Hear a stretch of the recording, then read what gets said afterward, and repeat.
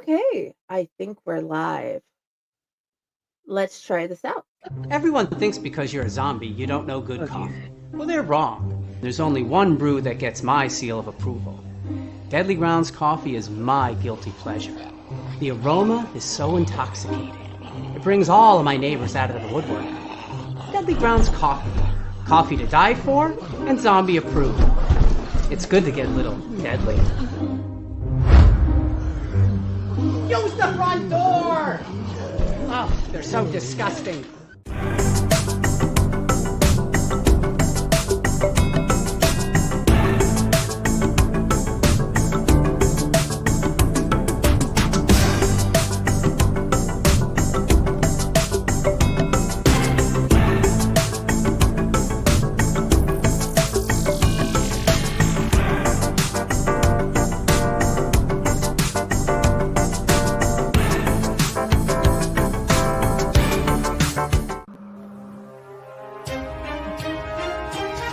The Dorkening and all affiliated shows are not intended for anyone under the age of 18.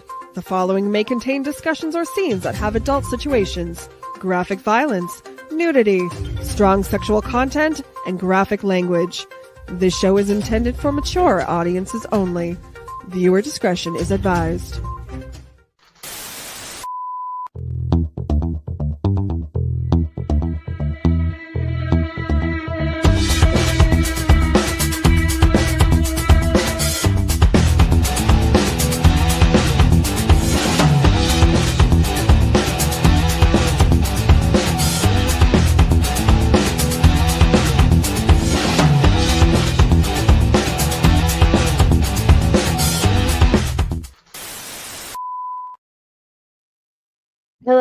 Hello, my lovelies, and welcome back to another episode of Unprinted Pages. And I'm pretty sure you guys have probably seen me sharing all the random posts of Samuel Denhartog on my page of all types of things. There's poetry, there's fables, there's science fiction, there's dystopian books, there's all types of books. Welcome to the show, Samuel Denhartog. You are an impressive author. Thanks, Jenny. I'm happy to meet you and be with you. And you did a great job pronouncing my last name. I should have asked before the show. I'm so glad I got it right. You did it perfect. So please tell us a little bit about you.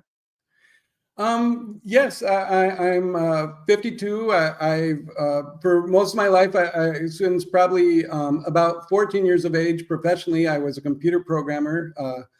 Before starting to write books a year ago, for the last 15 years, I've been making video games and a little bit of small animated film production, and now I'm an author. That is definitely amazing and I doubt nobody knows what parts of your life they have touched with the video games and the videos. Yeah, the video games in particular, it's weird. One of the game that I made that's the most popular is Mahjong Deluxe, and I actually made that because my mother asked me, "Hey, make a Mahjong game," and I'm glad I did because that game today, continuing, is what continues to make the money that really allows me to be a book author. That is amazing. So, you have so many genres. Which of the genres that you have written has given you the most inspiration to write your own books? Well, it's some of it's amazing. Like I've done some romance books, and I've never really read romance books. I actually just recently bought to read them, but starting off of those. So those have been kind of interesting because they seem to be enjoyed the most by my readers. The books I wrote for myself over the last year, I would say in many ways, I have a mythology series, mythology anthologies, and a fable series, fable anthologies. The mythologies cover mythologies from different cultures all around the world, their gods, a little bit into their legends, their heroes. And then the fables are much more, they're fairy tales, they're more fabulous things from lots of different groups. And those books, well, my readers really like them. In a lot of ways, coming from having done programming for so many years, it was a way to really teach myself about all the stories of the world with the fables, that I think I can use those as a basis to kind of, these are stories that have lasted for hundreds of years in many cases, teaching me, what are great parts of fantasy stories that I can potentially use to inspire different things in my own stories as I start to create much more of just purely original content. Where did you get the inspiration and want to actually start writing? Well, every December, I always with my video game company, I would always take the whole month of December off, give all my employees the whole month of December off. I always say if it's not done by December, it's too late anyhow. So starting last year on November 27th, I decided I would try to write a book. And my first book was a little shorter than a lot of my books since, I would say, as a first book would, but I enjoyed the process so much that I decided I don't want to make video games anymore. I want to write books. And so I've been doing it ever since. And that's when I kind of started reading about prolific writers who wrote many books and came across Isaac Asimov, somebody that I read his books when I was a child. I read like 12 of his books and I thought, oh, that's most of what he wrote. And I found out he wrote over 500 books. And then I came across this guy, Ryoki Inui in Brazil. And he had been a thoracic surgeon until he was 41. And in 1986, he started writing books. So much like me, he wasn't an author his whole life. He was doing something else. He started writing books. He loved it. He quit being a surgeon. Somehow, like me, his wife still, didn't leave him. And in his first 6 years, he wrote 999 books. And at this point, he has, I think, between around 12 or 1,300 books. So I decided if he could do it, I could too. I said I don't plan on doing 999 in my first 6 years, but I kind of set a goal for myself to write 10 books a month. 12 months a year. So doing 120 books a year for the next 12 years, with the goal of trying to do 1,440 books. And that is epic. And your current catalog is already humongous and beautiful and epic in and of itself. Which has been your favorite one to write so far? Oftentimes, I would say the last one, whatever book I just wrote, is my favorite in many cases. I have a series. I put it at the top of my page, even though it's only 2 books right now. I'm probably going to do at least a third, called The Magic of Coal Mountain.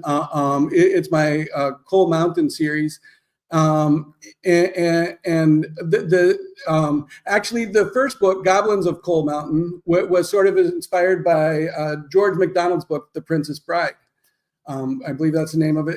And so, I sort of used that as, okay, I'm going to create my own tale out of this. But in creating my own tale, in The Princess Bride, there's the great grandmother of the daughter who's like now a fairy, and she really helps her and the boy, I think it was Curtis in theirs, but she helps, and so I kept some of those things in mind. But when I got that book done, I thought to myself, well, where did she come from? This great grandmother. And so my book takes place in Coal Mountain, which is really in West Virginia. The first book takes place around 1870. The second book, which in some ways could almost be the first because it's a prequel, going back to before that, to the late 1700s, around 1770, to make it, generations before, and tells the story of the grandmother and how her family, her parents actually, it starts with her parents even. So going even one generation back, how they came over from England, originally getting the mountain to become sheep farmers, and then it becoming this whole coal mountain. And it goes through her story as a child and growing up and how she gets turned into a fairy kind of at the end of the book. And so I think those are two of my favorite books out of all the books I've written so far, which is why even though there's only two of them, I have them at the top of my website in front of, all my different series and things like that, because they're my personal favorites. That is amazing, and definitely going to have to take the time to read those.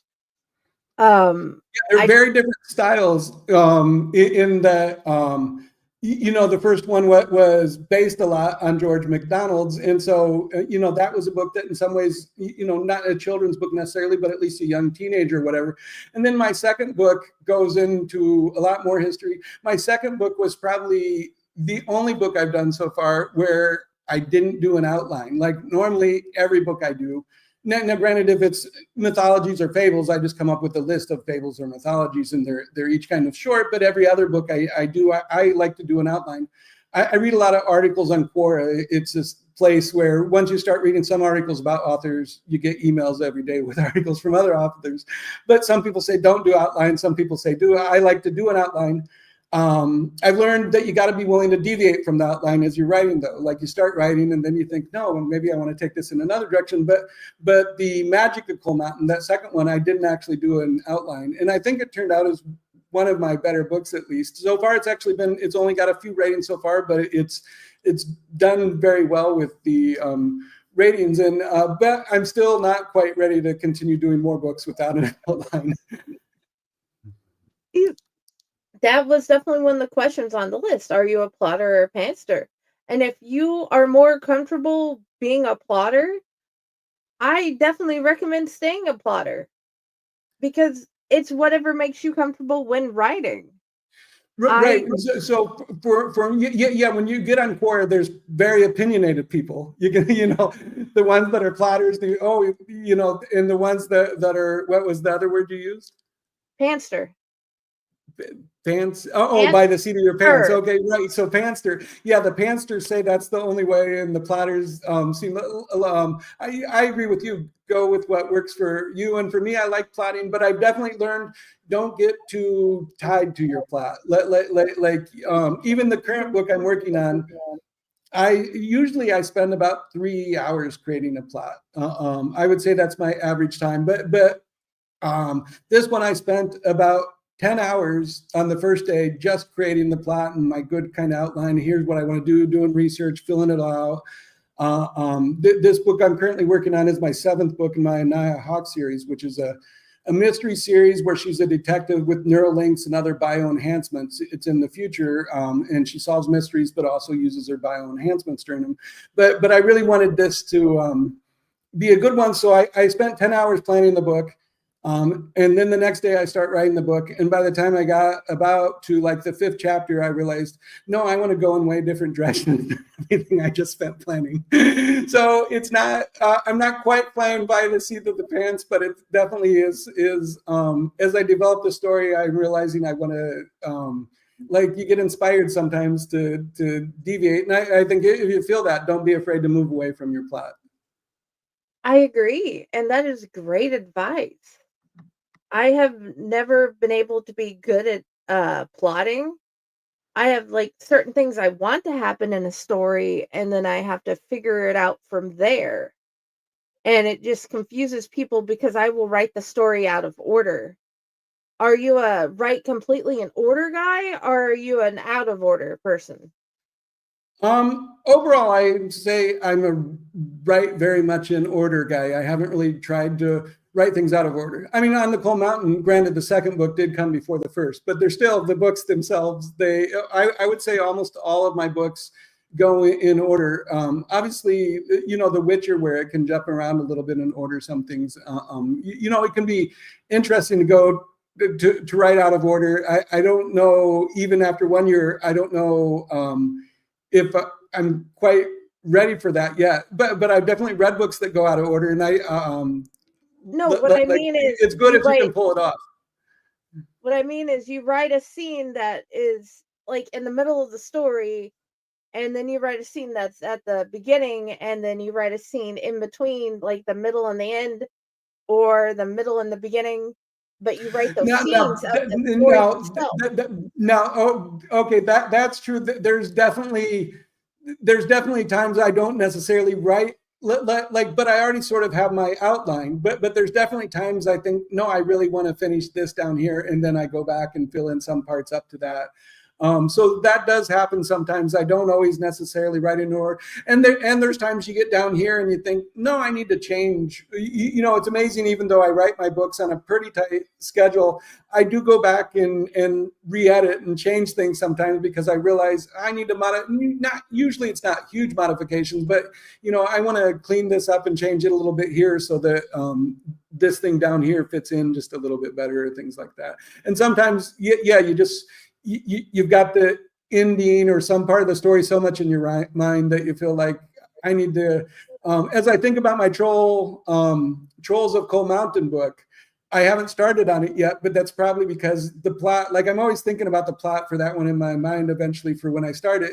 And I've got like, you know, 4 out of what I want to do, 24 chapters in my mind, but they're not the first 4. They're like, you know, one that'll be here, one that I want to have and so that's why I keep thinking about it until I probably will do an outline yet before I actually start the book, but I haven't really formed, like I've got some ideas, but I don't have the whole book in my mind yet. That is awesome. If you could pick one character out of all of your books that you have written to just sit down and have coffee or tea or whatever your favorite beverage is and just talk with them, which character would that be? Well, I'm working on Anaya Hawk right now, so it's like kind of like what's my favorite book, whatever book I'm working on right now. She's a fascinating character with all of her bio enhancements. She's got a neural link that's very powerful. It lets her constantly like be connected and see things in her mind, but also visual links and audio links. I think it would be interesting to talk to her and get her perspective on different things. You know, I try to even bring that out in the book some. She herself is one of the few people that has that. It's not a society where everybody has that yet. And so she herself feels disconnected from society, which I guess maybe, you know, in some ways reminds me of myself. I often feel disconnected from society a little bit. So I think I would enjoy talking to her, and, you know, we could talk about how we feel disconnected from society. That is awesome. Are you a coffee or a tea person? Red Bull. Red Bull? Yeah, Red Bull. I just drink 1 Red Bull each morning. That definitely gets me, helps jumpstart my day. So you don't want to drink Red Bull all day long. I would not recommend that to anybody. And then I like to have, it's a diet Red Bull. I don't need extra sugar in. And then I drink 1 diet Mountain Dew. My wife loves coffee. She probably does 5 coffees a day or something. But yeah, I pretty much, I like water. In some ways I'm into a routine. Like I wake up with my Red Bull. I do my Mountain Dew usually around 11 o'clock or so. And then the rest of the day I drink water. Okay, that is cool. You have multiple different children's stories, and you have themes like children's rhymes and alphabets, and you have beautiful characters like dragons and sheep and all sorts of different animals. What started you out on picking animals and fantasy creatures to be your children's books? Well, the alphabet mystery. I've got different alphabet books like the dragons and the fairies, which take dragons and fairies and then makes a story for each letter of the alphabet. My alphabet mysteries is like the same type of thing, except for it's 26 mysteries. Each mystery really start being about an object that starts with the letter of the alphabet. That one, I named the character Mary Mead, and she's in Marpleville, and it was sort of inspired in a funny way by Agatha Christie, which had the Miss Marple, but she's in Marpleville, and Miss Marple came from, I think, Meadville or something like that. So it sort of reversed it in that book. Now my Nighty Night Tales, which is, I take an animal, whether it's a rabbit or a panda. People seem to like my panda one particularly. I like the rabbit, but I take the animals and I try to create a bunch of tales out them. And that one's been fun as I do more fables books. So I'm getting these fables from all around the world, which are with people generally. Granted, in the fables books, there's lots of stories about animals, but those are like, clever foxes or things like that. But I'm able to take some of those fables and then convert them into, that animal being involved in a similar type of situation, with a giant or things like that were in the fables, but it being animals involved in that same type of scenario. The rabbit one I particularly like because I even took Phantom of the Opera and sort of put rabbits into a Phantom of the Opera type story, but it was a rabbit singer, and the sort of shadow rabbit was actually just this really tall rabbit, and he always hid in the shadows because he was just so more extremely tall than really any other rabbits that, he was always attacked if he came out of the shadows. And that's the coolest part with the retellings, changing them to animals, because you can get the tiny ones in your stories, and then they appreciate those stories and want to look for more, and they'll find your fables. It's the thing that I have loved is you have Martians, you have fairies, you have dragons, you have animals, and it's just something different to catch the eye and catch the brain and the imagination and I think for inspire them myself, to want more. I think for myself, even, you might ask why I do that. My kids, I have 3 children. I mean, with my wife, one of is hers from a prior marriage, but she's in her 30s. But my other 2 kids are both away at university now, 20 and 23. My daughter changed her major a few times, so she's still there. But so I don't. My wife's oldest daughter, our oldest daughter, she does have. We have one grandchild who's 7. And that's actually was also another reason why I did translate all of my Nighty Night Tales into Spanish, because he only speaks Spanish, and to be able to try to read him English, they teach a little bit of English, but not near enough for him to be interested in a whole tale that's in English. But I think more the reason why I do it is when you're writing a lot of books, I would say it's like a creative ADD or something. No offense to people with actual ADD, but like I would get bored if every book I wrote was a romance, or every book I wrote was a fable, or every book was a mystery. I have to jump around because it keeps it fun for myself. Like even if I'm really enjoying something, by the time I've done about 3 books in a row of that particular sort of genre, I'm ready for like I got to do something else, and for at least 2 or 3, like I've got to jump around, because otherwise, like I said, otherwise it becomes a lot less fun, I guess. That makes sense. And no, I did not take offense to the ADD thing, because I had actually wondered if you like subject copying because you may have the same type of neurodivergencies like I have. But if you don't, that is great, because Right. It's not like ADD itself. I'm very, very focused when I'm working on whatever book I'm working on. But it is this sort of it's this ability to continuously be creative. I have to be doing different types of books. Like I love writing books, but my series have grown. But I'll do, like I said, usually I can do about 3 maximum of one type of genre, and then I've got to switch to something else, because otherwise, I don't think I could keep up the rhythm and I lose interest on my own, even sort of. I don't think I could push myself to do it if I wasn't switching to different, switching and moving around to different types of things. Do you have a current comfort read, author, or series?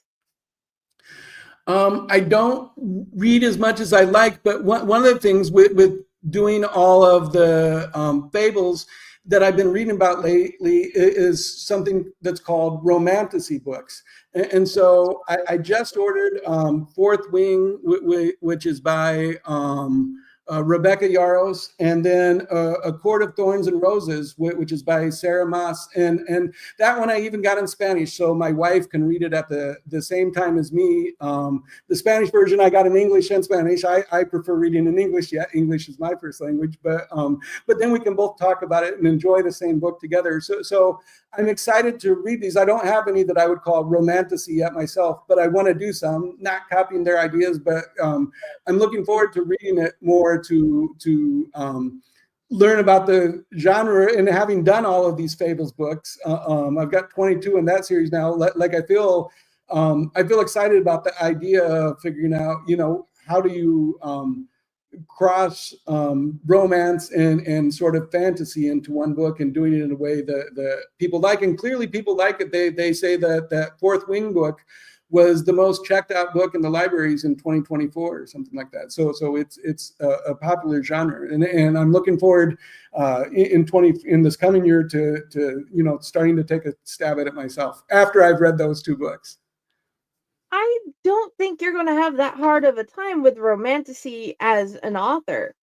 You have figured out different types of fables and all that, which goes into fantasy.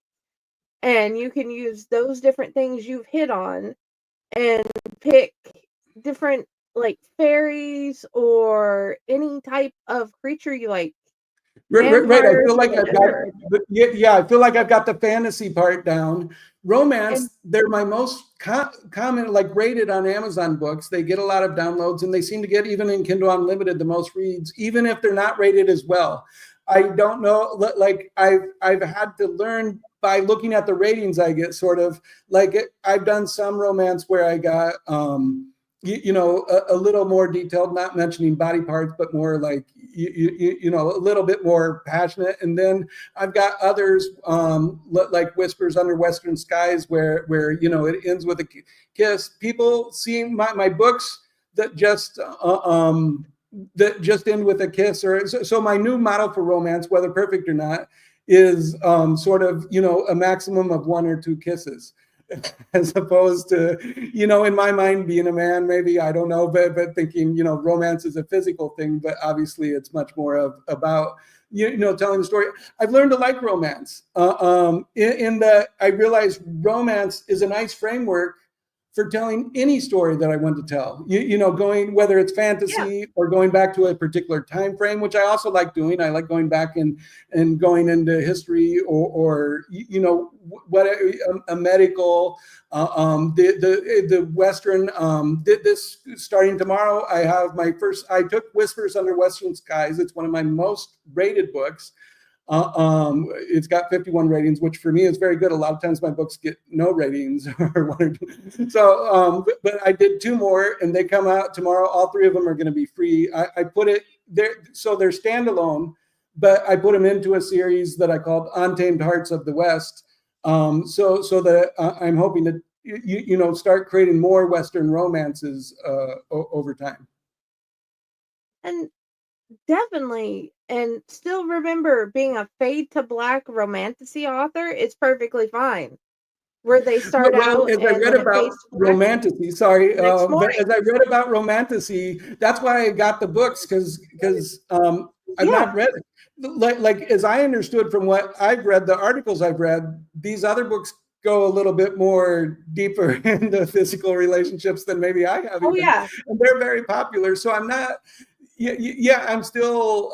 So that's why I thought I need to read these. I need to see what they've done and see what the limits are and how they do it. Like as you said, I've got the fantasy, fairy tale type world, fables things all in my mind. But how, how do they pace things? How deep do they go into the relationships? How they attack them? It's. I've only done about, now with the 9 romance books, but I still feel like I'm really just dipping my toes into the water and learning. And yeah, this next year, because I do see my readers respond to it, I want to do a lot more, but not all of the same genre as we talked about, because that would be boring for me even. So I'm looking excited to like try romance, but jumping around to different styles and types and seeing what I can do and people respond to. Definitely. That's why I suggested go as far as you're comfortable, because I'm going to tell you right now, in some of these books, they go farther than you'll expect. I definitely do not suggest starting at this part of your looking into romance with Laurel K. Hamilton, because of what's in her books and how far she goes and how many partners You that do suggest people end up with. you do suggest that I read her. No, I'm saying don't read hers until you've read others first. Okay. Don't think that's just the way to do it necessarily or whatever. Yeah, no, No. I myself am probably more comfortable than my readers. Maybe like I get certain readers Okay. that say, "Is this book going too far?" I did 2 books that I call the vampire cookbooks. They're not cookbooks actually. It's Yeah. a vampire, and he's bisexual, and that, like I said, I don't go deep, but he has sex a lot as he goes around. He always extracts blood from people, but more in a very polite way. And then he cooks things using the blood, and he actually enjoys the meal with the person he took the blood from. And they don't always end up in relationships, like 1 out of every 5. But it may be male and it may be female. And it was sort of funny. I live in Mexico, and somehow my kids are more conservative than I am. I'm pretty flexible on what I can write. But my daughter said to me, she goes, "Well, how could you write a book about bisexual sex when you're not even bisexual?" And I said, "I'm not a vampire either." Oh yeah. You can make amazing things and not be that. You just have to be Right, willing to share exactly. them. Right. I don't, want to limit what I write based on just what I am. That wouldn't even be any fun for me. Oh yeah. I definitely recommend reading and exploring uh the different romances, because there's all so many ways you can go with it, but also I appreciate how many different genres you've given all your readers and their children to be able to look at. Right. Yeah, no, my children's books are very, and that's one of the things, I think, now, I don't know everything out there, but on my children's books, I actually, on those, more than, like, I think there's plenty of children's books that do teach kids things, how to use the bathroom or morals or this. Like my children's books, most of all, I try to just teach kids. They're about imagination, sometimes about friendship, but, about imagination and friendship and just having fun, because that's what I think kids need so much. And in many ways, not being a professional children's writer or whatever, I think they're in many ways made that adults can read them. Maybe the children, I might use some words that children might not know, but that gives an adult, if they're reading the book together with their children, a chance to, grow their vocabulary a little bit as they're reading the books and the different stories. But they're all very fun, just stories, just focused on imagination in many ways. And so and my children's books are a lot of time my best rated books too. Like people seem to really like my children's books, so I must be doing. They don't buy them.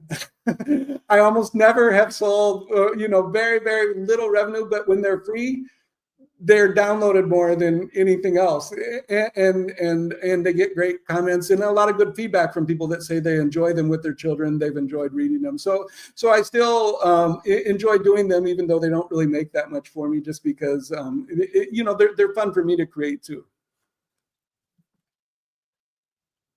Sorry, you had your internet glitched and it was hard to hear the last Oh, part. okay. I'm not sure how much you missed. I was just talking about how much I enjoy creating the children's books. Like they're fun for me to create as well, because they're just filled with imagination and fun stories. Is my connection better now? Yes. And since we had talked about the first part of why you keep switching genres, He wants to know why romantasy became. Well, as you know, I read more about different authors and books, and so I would say Google itself, when I go to Google News, starts to refer me to articles about different books. And there's been articles about romantasy, and I didn't even know it existed as a genre until probably like a week ago. I just ordered the books. I don't get them to December 8th. Because I live in Mexico, it takes a while before things get here. So I'm looking forward to resuming. But it's also sort of that, my plan is to create this 1,440 books. If you want to do something like that, you're not always going to stick with the same genre, or you just get wiped out. So it's not that I want to do just romantasy, but just like I've taken my one Western book. I only had one Western book, and now I have three, and I even have three more plan. Like, I'll probably grow that series. I'm thinking I can take, like, it's fun for me to have a lot of different series, and then it allows me to jump around more. It allows me to learn different things myself, to research different things, and keeps it interesting, hopefully for me and for the people that like reading what I write. Okay. I'm trying to figure out which of my list of questions we've hit and which ones I haven't done yet, because I have a running list in my head, and I'm trying to ask different ones as we go. And some of them you just hit on before I get the chance to answer, and I appreciate that. Sorry about that. Yeah, I don't know what's on the list. So Well, I'm not complaining about that. You don't have to apologize. Please don't apologize. Please keep being awesome. What has um when you say you have started writing in westerns and you've done 3, is there a western book or TV series or whatever that had inspired any of their characters? no, it's I would say I don't always write things. I mainly started writing. I wrote one because I thought it would be like, sometimes I write books because I think sort of like romantasy. It'll be fun to try this. So I wrote the first one, and then I saw that people really liked that. So as I'm going into my second year, I'm like I said, I'm running out of fables and mythologies. Probably one of the difficult things about writing 1,440 books is to come out with 1,440 different ideas. And so my second Western book is called Gold Digger's Daughter. And that it's about a gold digger that goes out to California right after the gold rush, and then his daughter goes with him to work the claim with him, and then she falls in love with the guy who's working the claim next to theirs. So initially, obviously, I came up with the title first, like just the idea and the title in my head, and I thought it would be fun to learn more about just the whole gold digging California. Like, in some ways, every book I write a little bit is like, it would be fun for me to learn more about the California gold rush and what they did, and in every book I write, there's something I learn. So in Gold Digger's Daughter, I learn about how they work the claims, how they break up the side of the rivers with the pickaxe and then shovel it into the things and separate everything. You get to learn. When I did Magic of Coal Mountain, just jumping around, like, that book was great because they started as sheep farmers. And so I got to learn a lot about sheep farming. I've never done sheep farming. How do they reproduce, which was amazing. They actually have a really high, they reproduce once per year. They usually get pregnant in the fall. The people that are doing them try to maintain it this way. And then they reproduce in the spring. And they'll have about 50% female and 50% males. But they don't need that many males. So it's the males that you can eat, you can do other things with. And then I learned about cheese making. So I had to I wanted them to make cheese, and I realized that the thing that makes the cheese, converting the cheese, actually comes out of the sheep's stomach itself. And they have to kill the sheep within the first year to get this chemical out of their stomach that they can then use to take the sheep's milk and make cheese. And then there's obviously a lot of coal mining in the book. So I start learning about a lot of coal mining. So a lot of times, I think what I like writing most about books, when I was programming, I was constantly learning, but it was always learning new methods, new technologies, new programming language, but I'm always learning. And with writing books, it's the same way, but it's way funner because I could never talk about programs with anybody who wants to hear about, some new language or new line or new method I learned. But with books, I'm always constantly learning, but I'm learning about all kinds of things. It doesn't mean I could go be a sheep farmer or know how to make cheese completely in the real world, but I get to learn and investigate and read about all these different things. And so I think that's what inspires me to write different books too, is that it gives me a reason to learn new things myself. Have you ever tried any of the things you've learned that uh when you were researching? Like you Um, haven't have you tried making the cheese or any of no, the things? like I said, I liked reading about it, but yeah, I'm not going to go cutting a sheep open, trying to take the thing out, trying to make my own cheese. And I don't know if it were the end of the world that I learned enough by writing the book that I could actually do it. So I'm learning about it, but at a high level. Plus, I mean, since I started this, I work about 7 days a week. Somewhere between 6 to 10 hours every day. Like I don't really have too much time to make cheese. Okay, yes. I just had wondered because sometimes in researching or something I've read, I'm like, ooh, I want to find out if I can do that. And No, even with I the know the vampire books, practicality of it. like even when I did the vampire book, I was never inspired to make recipes with a lot of blood in them. Oh, well, there's blood sausage and all that good stuff. So for all I True. know, you had tried, but I didn't think you had tried with real human blood. But um, Exactly. I what has been the most surprising thing you have found in researching? That's a good question. I mean, in some ways, I mentioned the cheese because the most surprising thing for me is the thing that makes the milk turn into cheese actually comes from the inside of one of the stomachs of the sheep themselves. That was surprising to me. In every book I learned, as I said, right now I'm working on my new Anaya Hawk book, which is called The Watchmaker's Paradox. And all of the books sort of take place in futuristic San Francisco. But I get to, in this particular book, she visits all these places around San Francisco. And so I get to research each of those different places.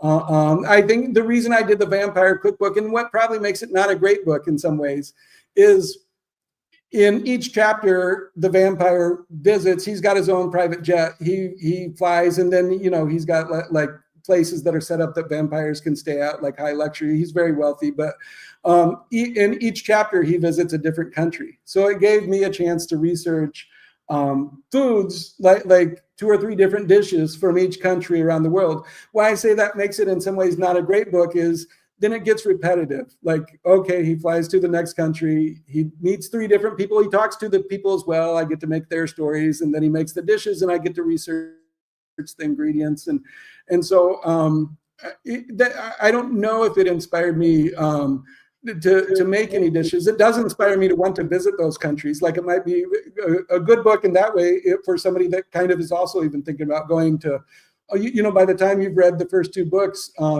there's like 35 different countries with different, not just foods, but the tourist things he sees and all the stuff. Like it's a neat way to read about a bunch of locations, but it does get repetitive because he's sort of doing a similar type of thing just over and over again all throughout the book.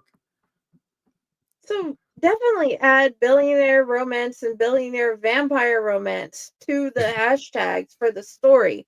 Trust me, those 2 hashtags alone will pick up the traffic because there are so many people. If you just put that in the thing and the main character is very wealthy and does stuff like that, more people will want to read it because I have found the group for those type of books.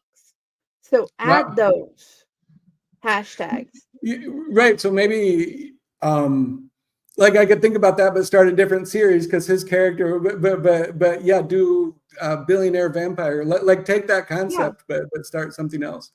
And I'm just that saying, go ahead and start adding those hashtags as you put up your post. right Because as I that'll put up bring new posts, readers to right. those No, hashtags. and I probably need to do much better. And do you put the hashtags on the videos or on the Facebook posts or both or? I put whenever I upload in the matter of the video, I put all the hashtags in it right before I put the link. And then you put the hashtags at the bottom of the Facebook post before you publish it. Yeah, I And put some, but I probably don't put the best. Like I'm probably not putting the right ones or the best ones. That's probably something I need to look into a little bit more as well, so that my like you said, so that my post maybe get some more traction. because I know there's a market for those books. I have found the market randomly by scrolling and trying to learn how to get better at making my own videos and put everybody and share everybody's books and all the places. But yeah, definitely research what genres you have and then add those. Oh, Right, speaking of genres, can you and tell that's. Oh, sorry. It's like you a say timing yours now. first and then I'll say mine. Okay. Yeah, there's like a slight time delay, so I didn't mean to interrupt. But yeah, that's one of the negatives actually of being so prolific and doing so many books, is that like a normal author, let's say they did 3 books a year even, or like they can really focus then on marketing those 3 books, like for many months or all year long or whatever. But with me, I'm coming out with a new book every 3 days, and so I've got different ones that are free that I put up each week. But it never really gives me it makes it very difficult for me to focus any marketing that much on any one particular book, which is negative, because certainly even I myself sometimes, I know, like sometimes you feel like, oh, this is my best book, or this book's better than some of the others or things like that. But because I'm always doing new ones, it's difficult to really give each book individually the marketing attention that it might need so that it could take off on its own. Okay, that is So that yeah, would be to my writers out there, don't do what I'm doing. okay. You had there's something that we talked about before the show that I definitely do recommend you explaining. You are an independent author and you post on Amazon, and you had explained how to. Let me preface this, guys. You go to his author page, and then you click all books, and then he had started explaining to me how to use that drop down menu at the top, because you'll see it above all the videos. They'll say popularity. He had Right. explained how to use the drop down menu. Can you please tell me what you had told me before the show on how to use that? Yes, absolutely. Now, on my website, I've got all the books broken out into categories. But one of the things, and particularly like I do a lot of free events, and Amazon by default, when you go to the author page and then go to all books, so if a customer goes there, they're going to see all my books. It's sorted by popularity, which is probably a good default for many authors. But with me doing all these different free books, whatever book or sometimes set of books have last been free is always going to be at the top, because they just got a whole bunch of free orders, and that moves it up onto the top on popularity. So my list by popularity doesn't really reflect any reality other than what's most recently been free in a particular order. And that's where I would recommend people in the upper right, right below the author's name, there's a sort by box, and you can do average customer review. And that might even be good for other authors that maybe set their books for me. But for me in particular, that's really a great way to see what, which of my books people are responding to the most, people are responding to the best. It's an interesting algorithm. I don't understand it perfectly myself, but it doesn't necessarily put all the 5-star books on top. It's sort of a combination of how many ratings they've actually had.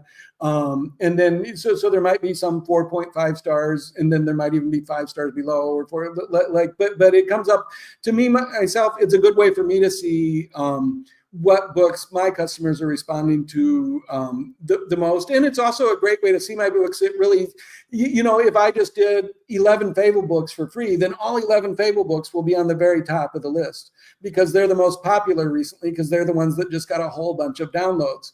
But then, you know, it doesn't show you the variety. When you sort when you sort it by the average customer review, you get to see much better the whole variety of type of books that I have, because the average customer review actually goes across that variety very well. I see you have the kind of screen up showing it.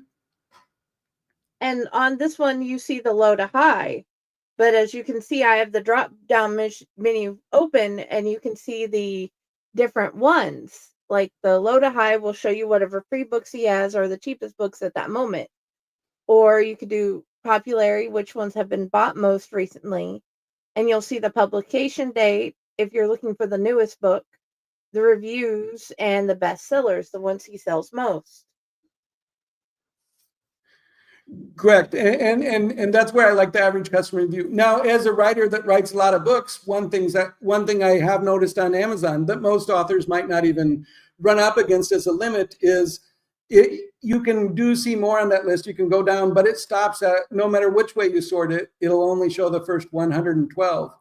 Which, as I start doing more and more books, it might make it harder and harder to find any of my books beyond the 112.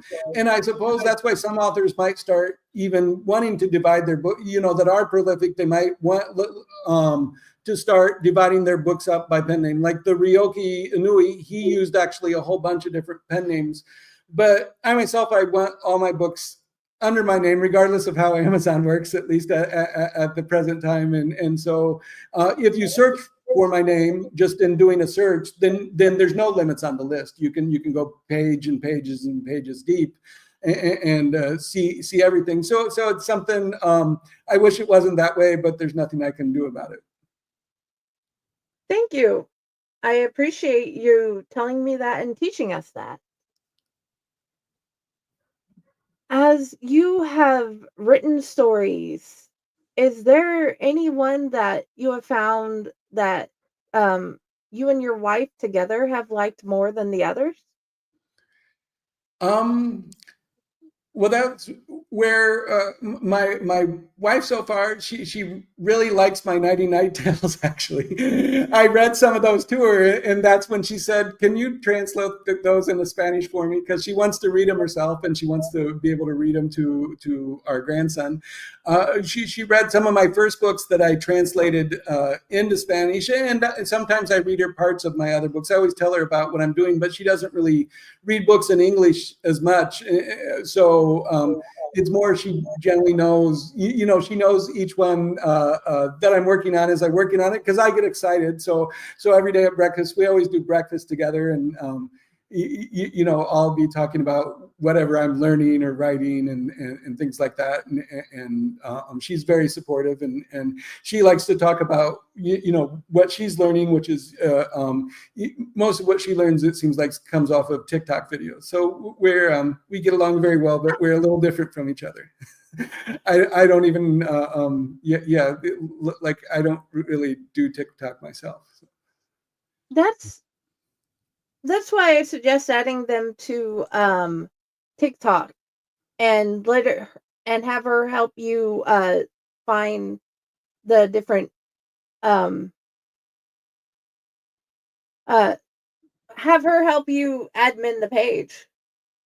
Right. No, and that might be something with my children being, you know, like 20 and 23, that maybe they could even be interested in, like I would probably pay them, but you know, give them a chance to make a little extra money, and maybe they could help me, because my children at that age, they're very into all, you know, TikTok and Instagram and all the types of things. And like I said, my wife is too. And I've never had time for those before I started writing books. I worked, and now I'm writing books. Like I always, it's just not something that I know that much about myself, I guess. Have you learned something about yourself as an author that you didn't know before you started? I didn't even know if I could do it when I did the first book. So I think what surprised me most is how I always enjoyed programming, you know, prior to this, and I think I'm surprised how much I enjoy even I would say I enjoy it more now than I did even, after my first 3 months or whatever. The more it's not diminishing. Every day, it's addictive, I guess I would say. Like I want, it's not, I mean, I'm pushing myself to do it, sort of my goal, but in some ways, if I didn't quite meet my goal, that would be fine as too. But I am surprised how much I enjoy the process, how much, and how addictive it is. That's probably the biggest thing. I want to do it, and I'm excited to do it. Where do you like to write most? Right here at the same spot where we're at right now. That's my virtual. But I work out of my bedroom. I'm actually in my bedroom right now. But so I just that's where I worked before. I've amazingly, even all of my computer career, I've pretty much always worked out of my bedroom. The first few years, not as much, because the internet really wasn't much of a thing. So, but even then, a lot of times I'd work out of my bedroom and then take the stuff into clients or things like that. Like I've always liked working from home. Surprisingly, I'm not much of a people, like I like being alone and just working from my room. So I feel very happy here just working. I can totally understand that, and that is a great place to be. Personally, I'm in my bedroom closet at the moment because it's the only place to not get attacked by beautiful little monsters. Right. Which is a nice problem to have at the same time. But I would hate to have to be in a closet the whole time. Oh, I don't mind being in a closet. My closet is actually quite comfortable, but you understand.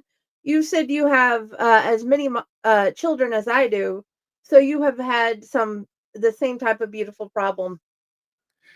Right. No. Yeah, definitely.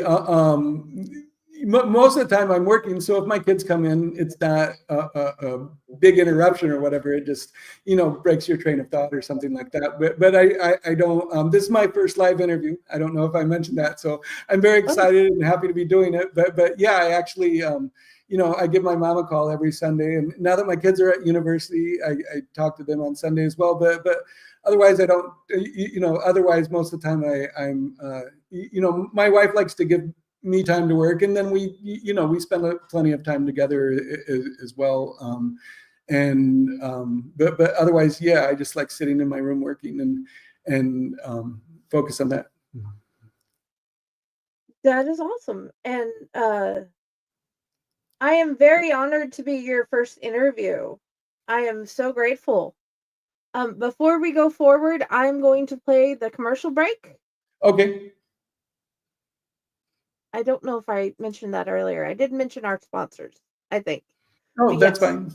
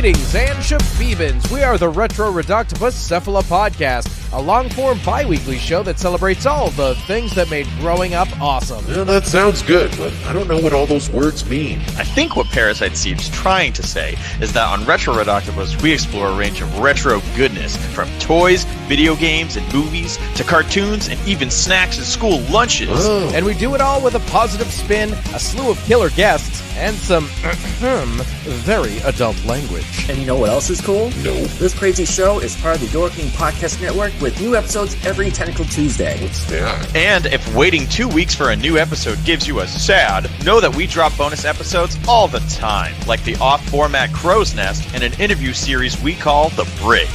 You can listen to Retro Octopus on Apple Podcasts, Spotify, Stitcher, or any app that's cool enough to carry the only show that celebrates all the things that make growing up awesome.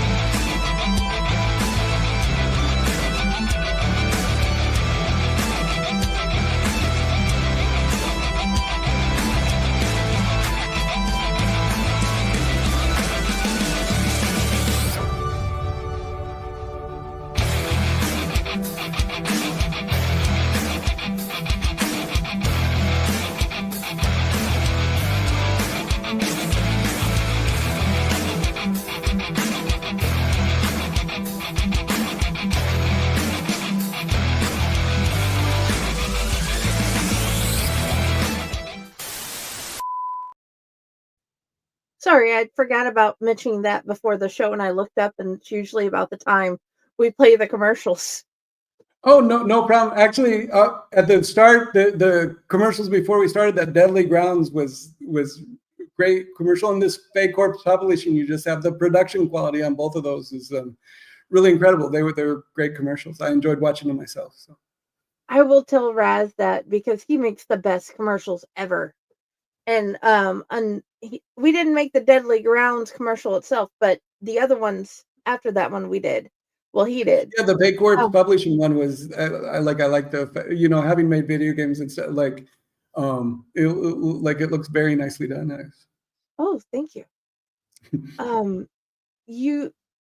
Did you actually publish any books about the stories? Sorry. Did you make up bedtime stories for your kids when you were younger, and did you publish those? No, I never published any books until around like December 1st of last year.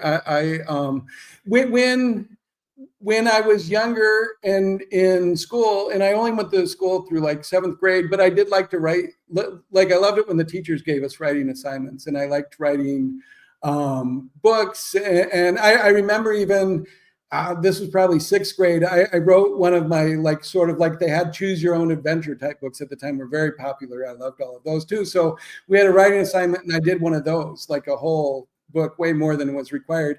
And I remember my teacher sort of being like, well, that's not a book. That's not the way you write books. And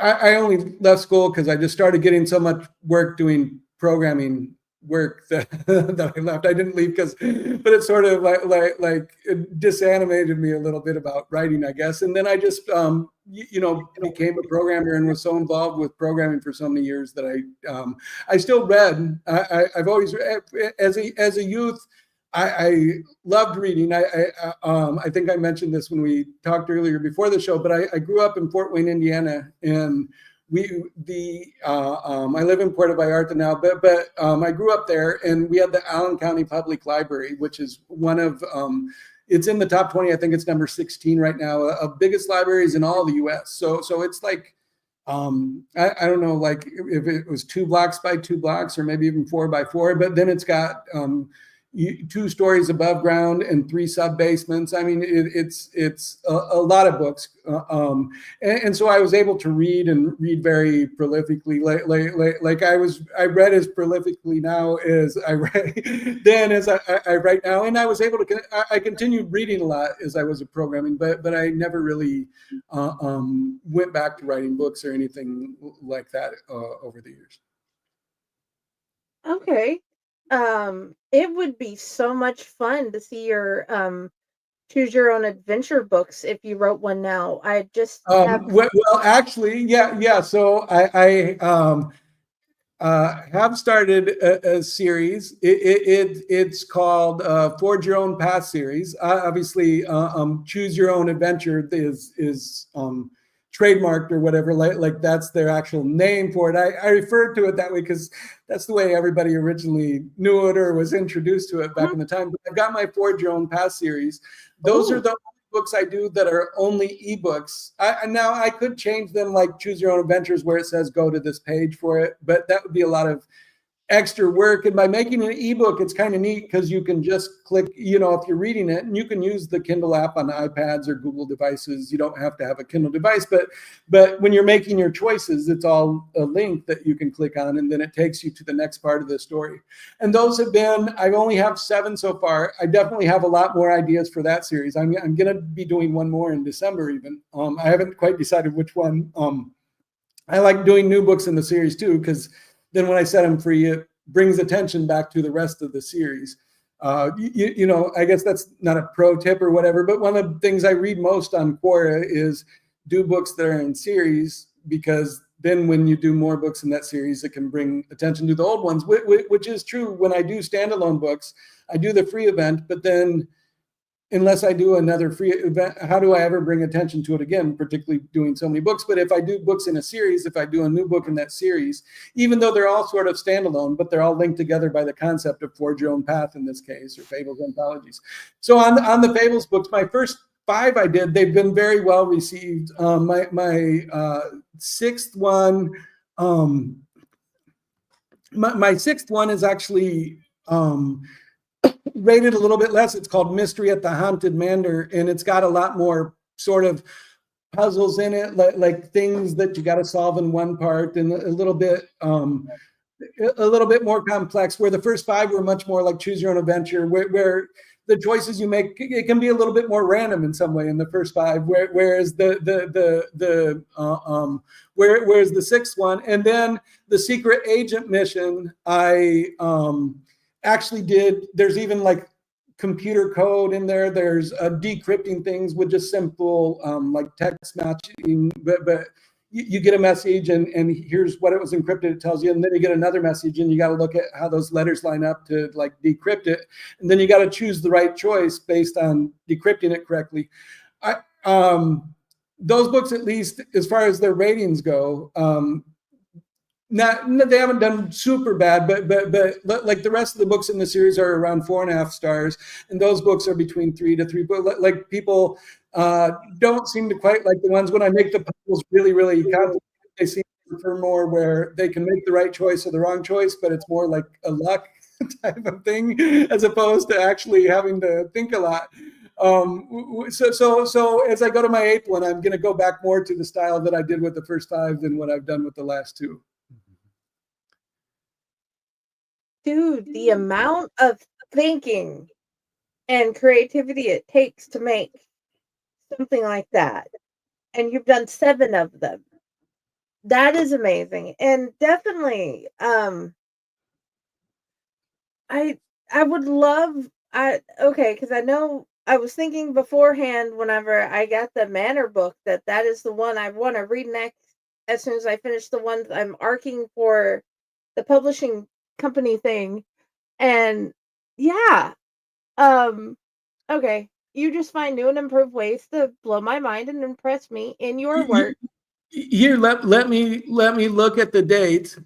Not that I don't want people to buy my books, but I do have in December, just to mention, and I post all of them on my Facebook page, but I'm having 19 different free book events, which is way more than I've ever done in any month before. And for altogether over 50 books.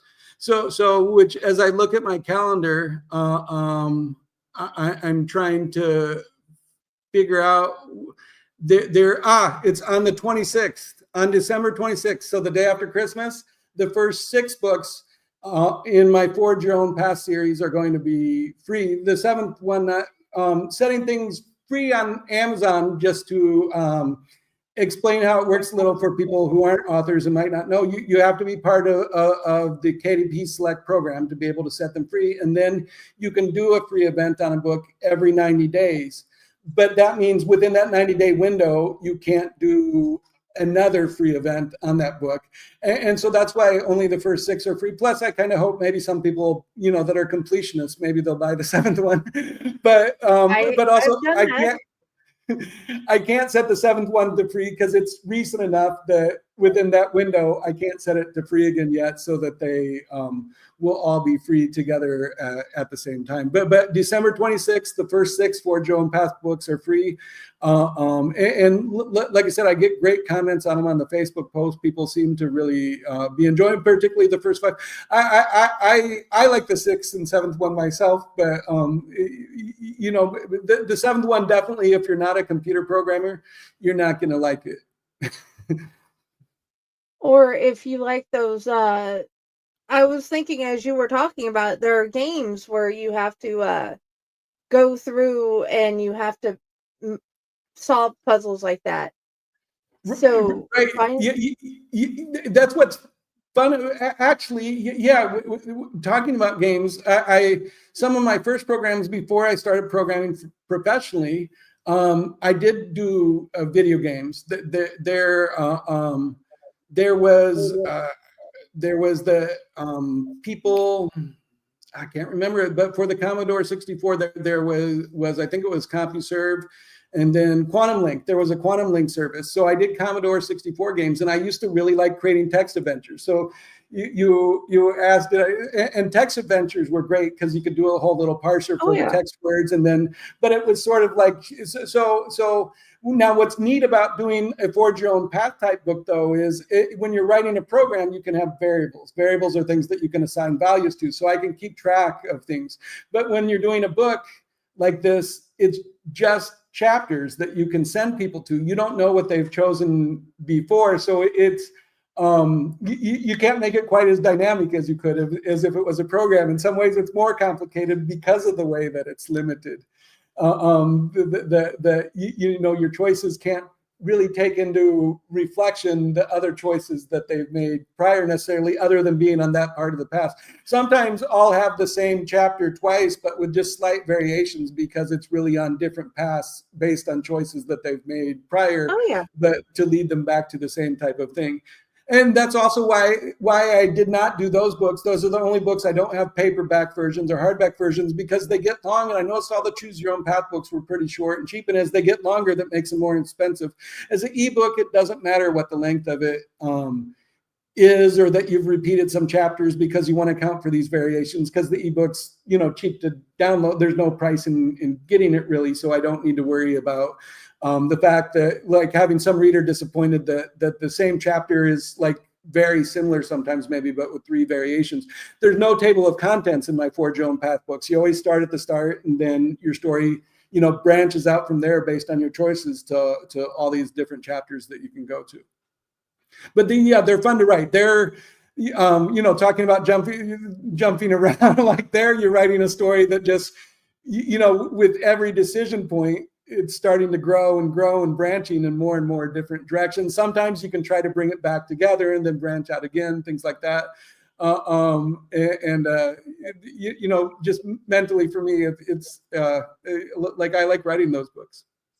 Because it's almost like you have to write each set in its own document or folder, and then you have to figure out how they coalesce. And figuring out that, I have not figured out how you would write it, but I am so grateful they exist. Well, I was just going to say, and I hadn't thought of this earlier when we talked about how I write, like outline or by the seat of your pants. The 2 words you use, like panster or planner or something. But those books, I didn't think of it till we started talking about. I don't do an outline on those books. You almost couldn't.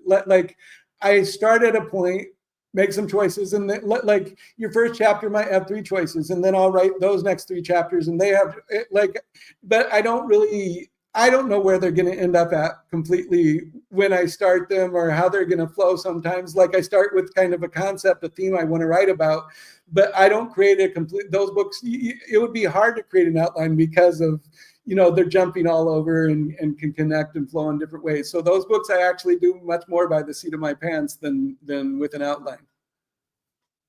And I have put the link to all of them, because yes, dear viewers, I own them all. I just didn't know what they were yet because he has 100 and something books.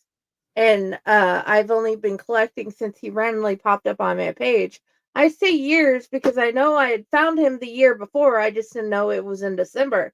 And I am one of the completionists. I'm like, ooh, these books are free. Oh, I have to pay for that one. Oh, well, yoink. Or I'll find a new one in a series I didn't know existed before, and it's free or not. It doesn't matter. It's coming in because he has become one of the ones, whether or not I have finished all the books, I want to collect them all so I can read them later.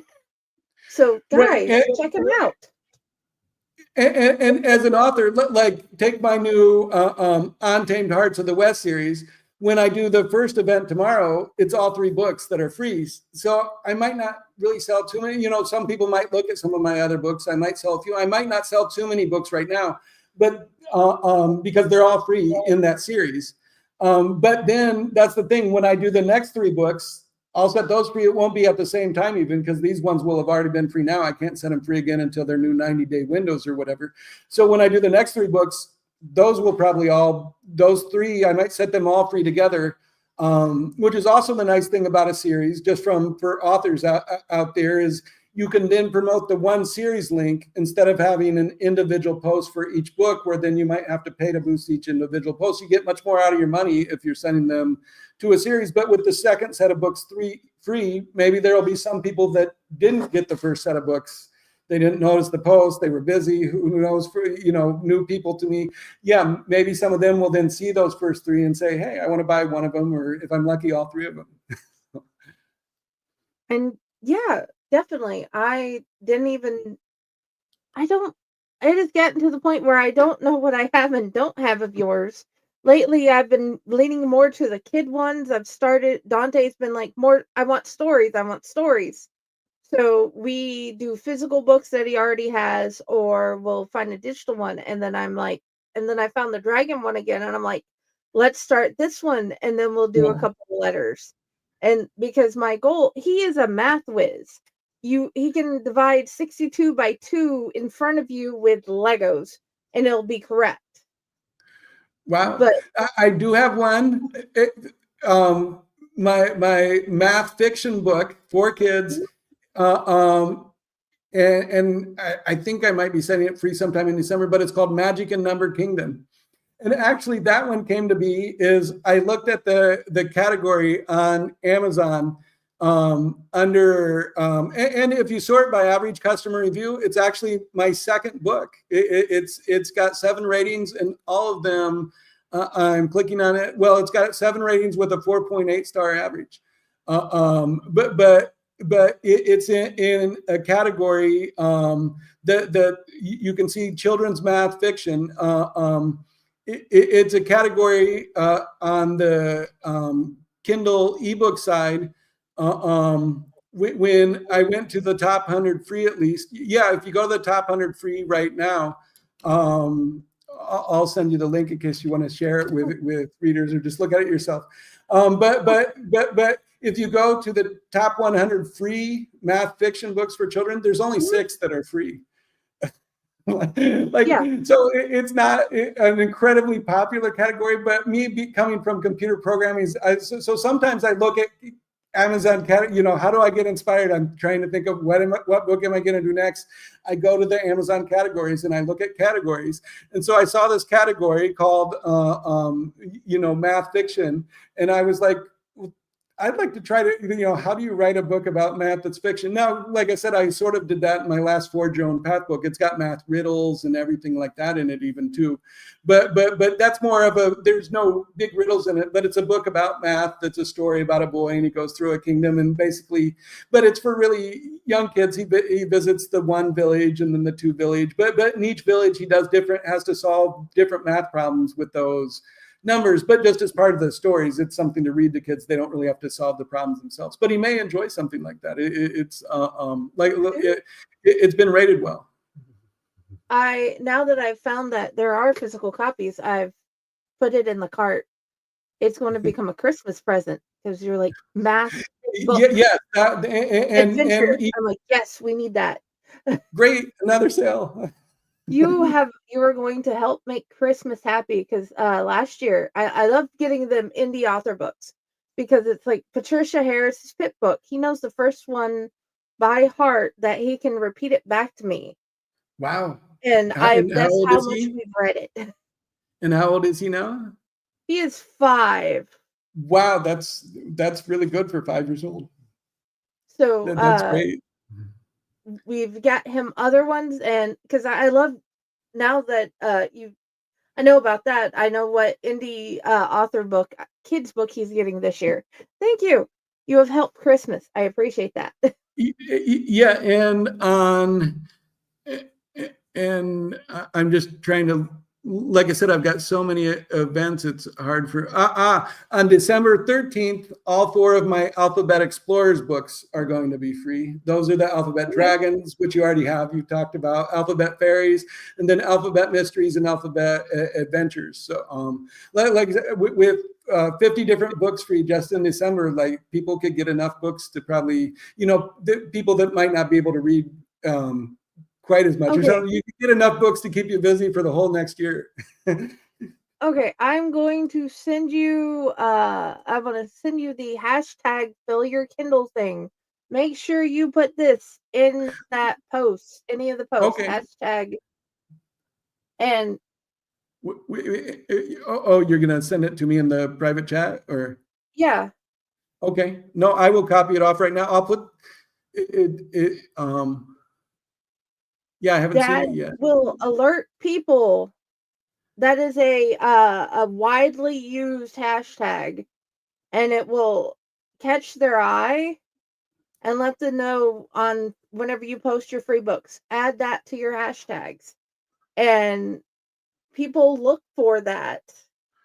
Okay. Yeah, I didn't see the post for some reason. Maybe I just put that in your private message right now. Okay. Yeah, I Did sent you it to send your it Facebook already? Messenger. I see it on my Facebook message. Fill your Kindle. Wow, so that's one I could use, since all of my posts are for my Kindle books. Obviously, only digital books I can set to free. I could put that on any of my posts then. Yeah, put it on all your free posts, hashtag fill your Kindle. It is something I know for a fact Kindle readers look for. And I would definitely do that. Like sold. That's okay. I didn't know that, and that's why I said I put some hashtags, but I sort of just make them up. I don't do it based on any logical or knowledgeable sort of decision. You've taught me things. I'm hoping that's why I'm suggesting those, and then I'll send a thing for your vampire books after the show. My suggestion, because that will catch more readers' attention because they actually look for those a lot. Great. Yeah, no, I actually took the hashtag, just sent it to myself in an email so that I'll start using that even tomorrow. Cool, because I suck at emails because half the time Google doesn't even want to send my email, and I send stuff to my publisher and I have to send it 3 times. She's like, I didn't get it, so I'll send it again. So yeah, Google hates me. No worries. I'm old. Like I've got some of my friends even that are close to my age, and they'll be like, "How should I contact you best?" And I'm like, "Send me an email." And they're like, "Email?" Like I'm like that's some sort of I don't know. I've just I feel like I've been like I've just always I like emails because I can read them when I want. They don't like pop up like notifications and interrupt my day, and I can organize them and search through them but I might be old fashioned in that way.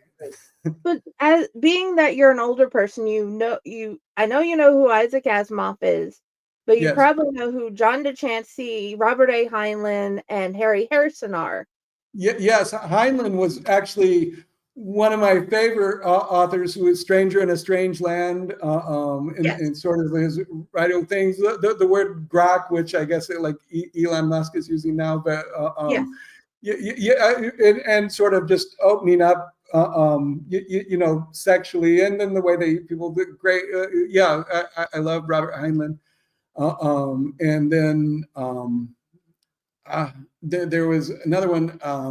The guy that wrote Dune, I think it's Frank Herbert, but then he had a son and he wrote a book called The Garbage Chronicles. I feel like that's the name. and I read that book, and in that book they Okay, does the I'm just Stainless looking at it. Steel Yeah, Rat? it's called the Garbage Chronicles. Yeah, by Brian Herbert. Okay. And that was first published in 1980. So I would have been 13 at the time, but I must have got it right when it came out. It came to our library. That was an obscure but also kind of a great book, and it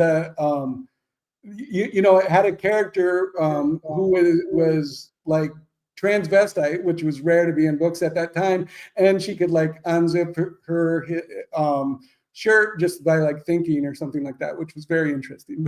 But it was completely different than the Dune series and the things that his father did. Oh yeah. Does the Stainless Steel Rat ring a bell? No. Okay. The It is a book series. Yeah, I don't think I've heard of it. It's weird. I even as a kid, I read a whole variety. Like I went through, I read a lot of Beverly Cleary books, like Mona the Babe, Mouse on a Motorcycle.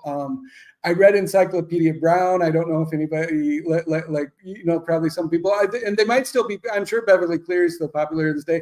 Encyclopedia Brown, in many ways, was my inspiration for the character. In the Alphabet Adventures, it is one girl in all the stories. Instead of every story being different, it's the Mary Mead, the one girl.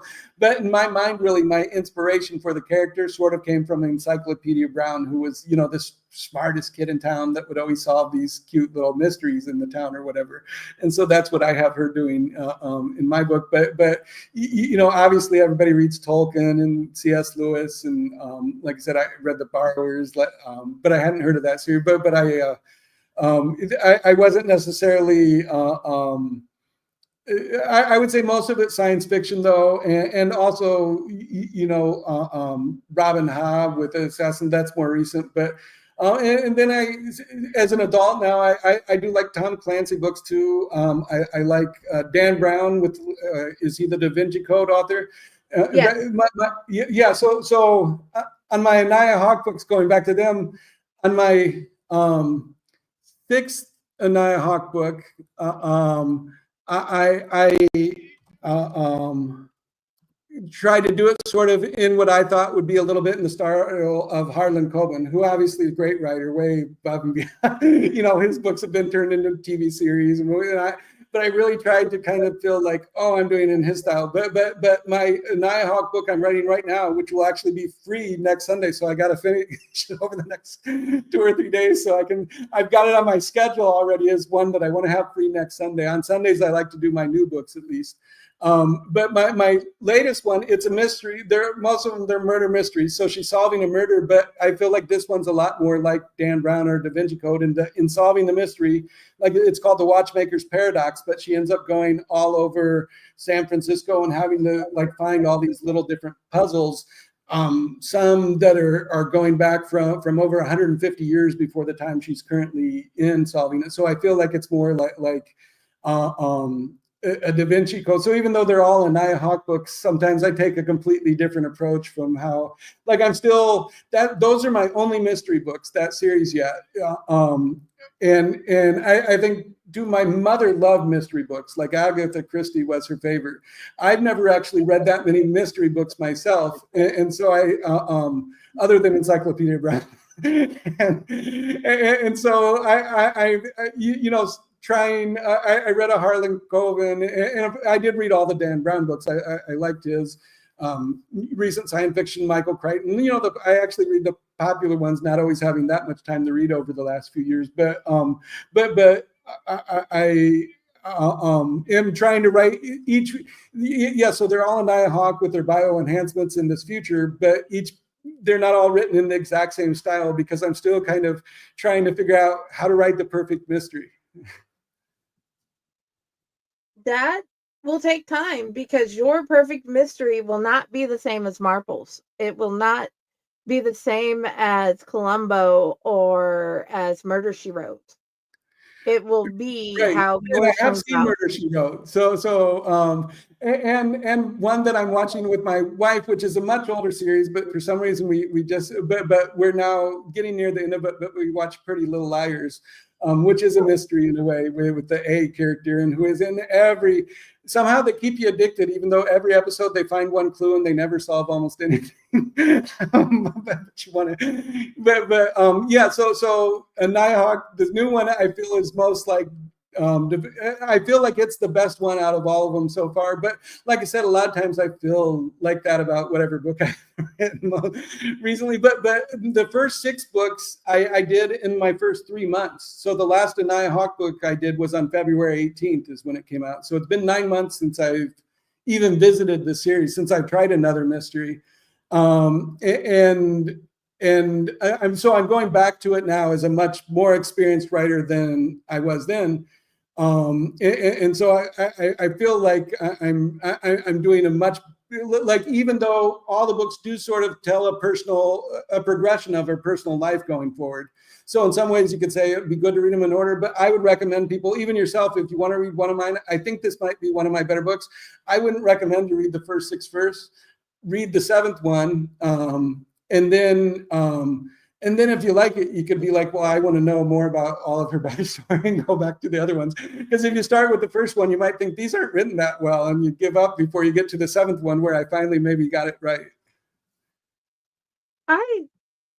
I'm one of the weird ones. I want to I like starting at the beginning, because sometimes I'll find a like 3rd or 4th book and then I'll be like, okay, so there's more beforehand. So it's like the Forge Your Own Mystery one. I just put that all in the links, well, in the comments for everyone to find. And I've put your whole book collection on Amazon, on the Unprinted Pages group. I've added the blog post that you had sent, and later the link to this video will be in there. But I want people, whether they buy them or not, Well, or they YouTube your I books don't mind. free. I've got lots of great fans on my Facebook page, and a lot of them, definitely a lot of them just get my free books. I'm okay with that. I got lots of free books when I was growing up at the library. So what I was going to say, the 7th book, the one I'm writing now, will be free next week, Sunday, on December 8th. But for people that are patient and do want to read them in order, it is a progression of her personal story. On December 30th, the first 6 of them will be free. So if if you want to wait, you could get the 7th one on December 8th or the next 5 days, and then on December 30th and those next 5 days, the other 6 Nighthawk books will be free. That's one of my 19 free events in December. Okay. No, what I'm saying, what I mean by are not are the ones who have gotten them for free, because I randomly find posts all the time of yours where the books are free and I haven't got those yet. So definitely I recommend just buying the whole series. If you're just getting one for free, go back and click the buy all, because it's worth checking out the full series. My kid already can tell you that he enjoys the dragons. He enjoys trying to figure out the alphabet, and I didn't know about the math one yet, so definitely that is going to be a one that I will probably do over and over, because he loves counting. He has 3 counting books and I know them by heart now. Well, yeah, this one, I think the Math and Number Kingdom is fun because it sort of tells about math in a story in a way that makes math feel like fun, and you could see how math can apply into real life a little bit more or whatever, as opposed to just being a math problem. And certainly don't want to discourage anybody from buying more of my books. Like at some point, I'm doing this now. I'm hoping by, if I meet my goal by the time I'm 63, I do hope by the time I'm 63, maybe I'm making enough money off of this that like it'll help me with my retirement. Like I'm definitely not against people purchasing my books. Okay, let me find Fairy Friends. I misspelled fairy. I'm going to definitely, since I'm thinking about it, go ahead and add that to the group. And Fairies okay.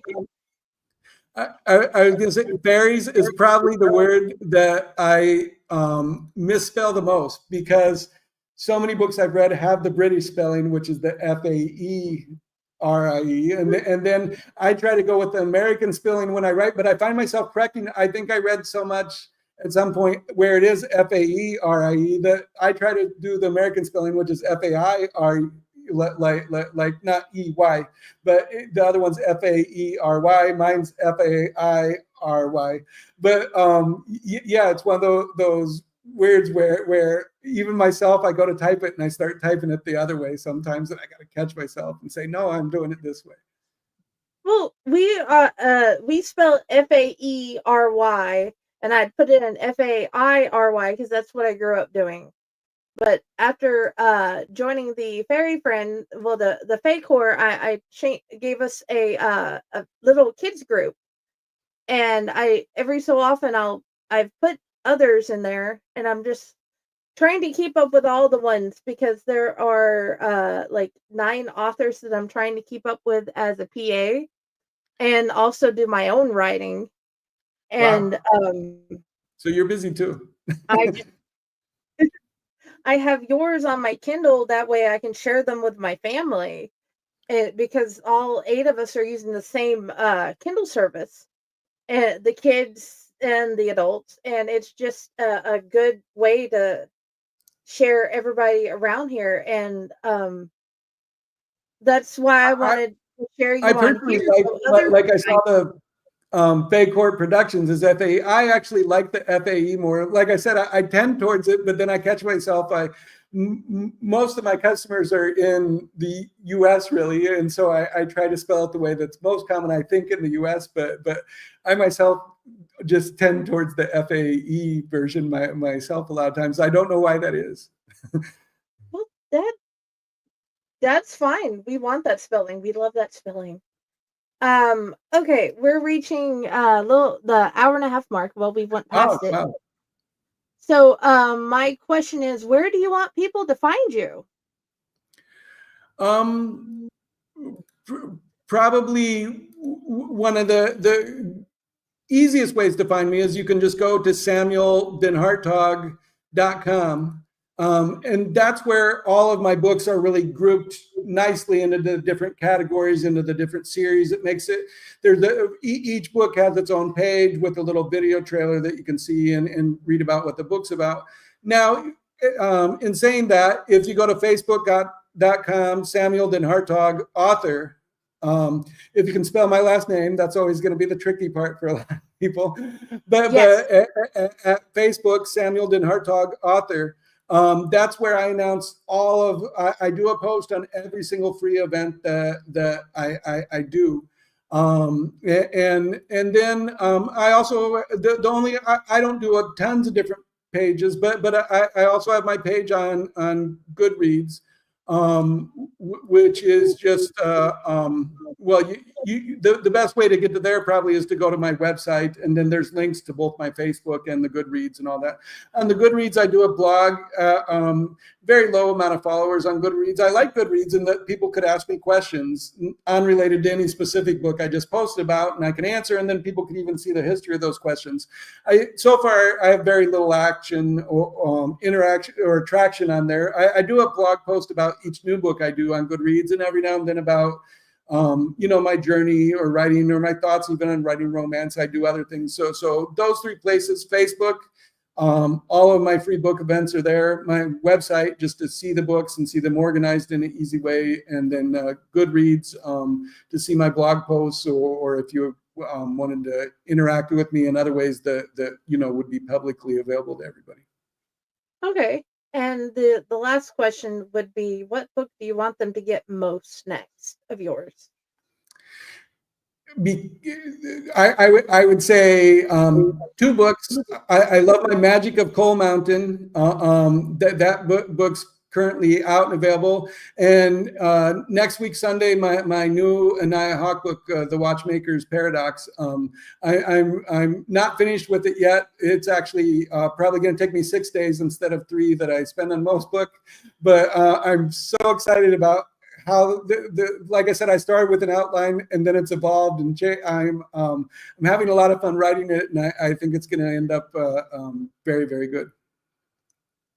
I know it's going to end up great. And As for me, I hope you guys find me here at Owlite and Faycor and all of us across the Dorkening. And I hope you come find Friday with the Library in the Blue Box. And if you'd actually like to read my books, please check out State of Mind. And I'm under Jennifer Elliott on Facebook. That's my author page. And please just read. I don't care who you read. I really hope you read Samuel's and all of his books. And our newsletter comes out on the 1st. You get to read, and I agree with Pyle. Thank you for being on the show with me. You get to read Pyle's first book, first story ever, and being published with us. And if you find the newsletter, you will find a link back to this video, because I want you to find this video, and I want you, whichever side you're on. I can't tell which way I'm pointing. Whichever way is Sam, please check out Samuel Denhartog's book. And thank you for being here. And I just want to say thank you so much, Jenny. Thank you for contacting me and doing this. And I had a wonderful time, and I really appreciate it. And I appreciate you. Okay, I'm going to hit the ending video and the end stream. And if you had any other questions, please stay. Okay, bye, everybody. Bye, everyone.